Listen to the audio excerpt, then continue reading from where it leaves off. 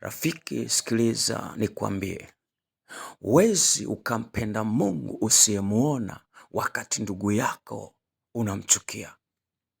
Ili umpende Mungu, lazima umpende kwanza ndugu yako.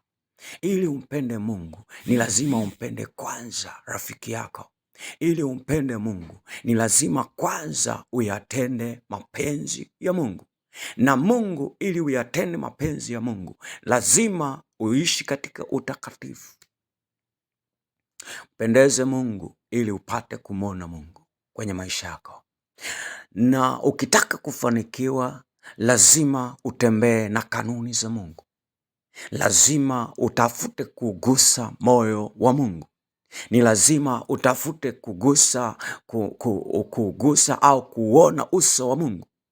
Bwana Yesu asifiwe sana.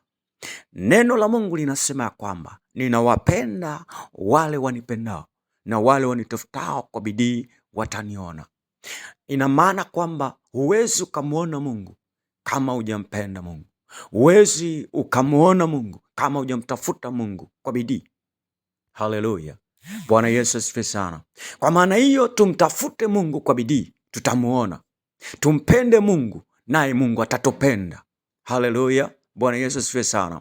Na ukimpenda Mungu, na Mungu atakupenda. Ukimpenda jirani yako na umeonyesha kumpenda Mungu pia.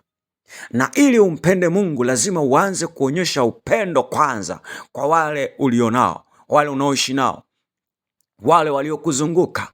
Wale ndio first, alafu Mungu anafuata. Kwa sababu ukisema unampenda Mungu wakati unawachukia wengine, Mungu anahesabu bado hujampenda, kwa sababu Mungu hujawahi kumwona.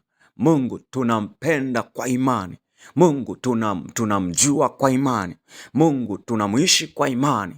Mungu tunamtafuta kwa imani, na kila kitu katika maisha ya Mkristo kinaenda kwa imani.